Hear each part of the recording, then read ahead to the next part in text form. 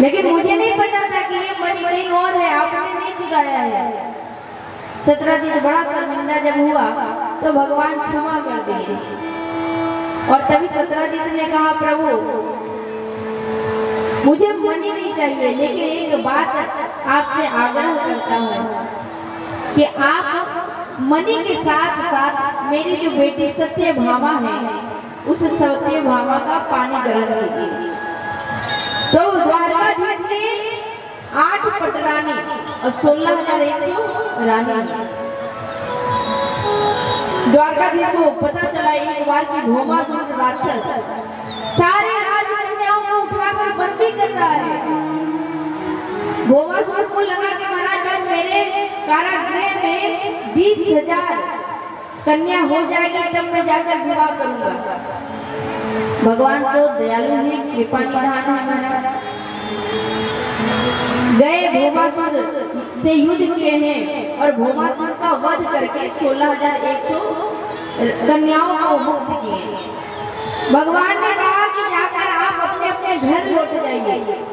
कन्या ने कहा, प्रभु अगर मैं घर जाऊंगी तो कोई घर वाला मुझे अपनाएगा नहीं, इसीलिए या तो मैं मर जाऊंगी और आप अगर मुक्त किए हो तो हमसे विवाह कर लो। तो भगवान सारी कन्याओं को मुक्त किए हैं और लगा कि घर वाले अपनाएंगे नहीं, तो भगवान ने 16,100 कन्याओं से विवाह किया। और इधर बड़ा सुंदर एक बिल्कुल गरीब ब्राह्मण भगवान का नाम ले रहा है महाराज, श्री कृष्णा श्री कृष्णा श्री कृष्णा। और इतने गरीब की उनकी दशा तो देखिए। एक बार जरा दोनों हाथ उठा के प्रेम से बोलेंगे राधे राधे। कि एक धोती है और एक ही धोती को महाराज आधा धोते हैं और आधा पहनते हैं।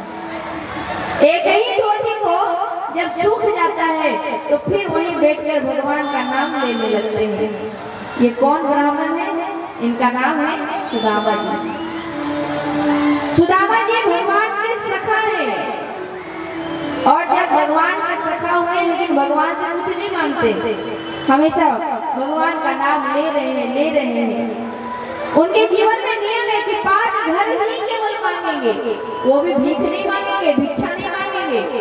दरवाजा के सामने जाकर खड़े होंगे तो बोलेंगे नहीं सुदामा जी की भिक्षा हम देंगे, बस जाकर खड़े हो जाएंगे।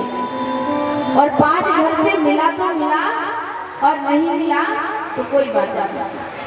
तो कभी कभी इतना माता महाराज कि सुदामा जी अपने पत्नी के संग संग अपने बच्चों का भी पेट भर लेते थे और कभी कभी एक दाना भी नहीं मिलता, लेकिन मुंह से भगवत नाम नहीं छूटता, हमेशा हरे कृष्णा लगा रहता।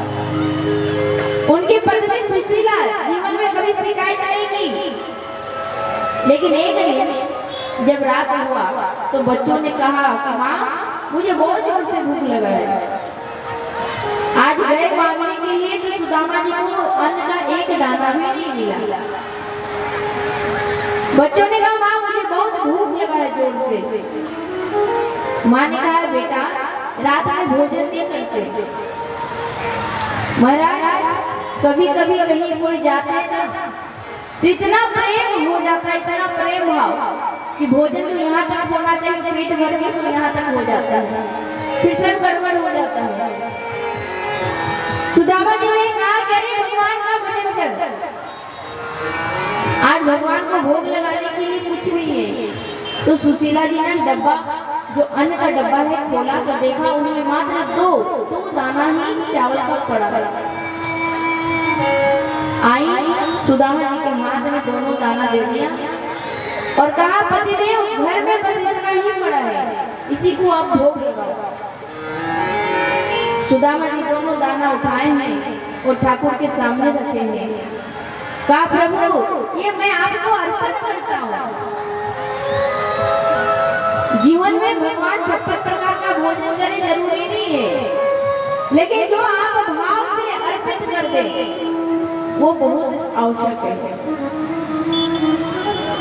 जीवन में अगर आप लाभ चाहते हो भगवान का महाराज बहुत पूजा पाठ करते हैं लेकिन भगवान का लाभ ही नहीं मिलता है। कैसे मिलेगा लाभ? बोले लाभ का उल्टा कर दो, लाभ यानी भ।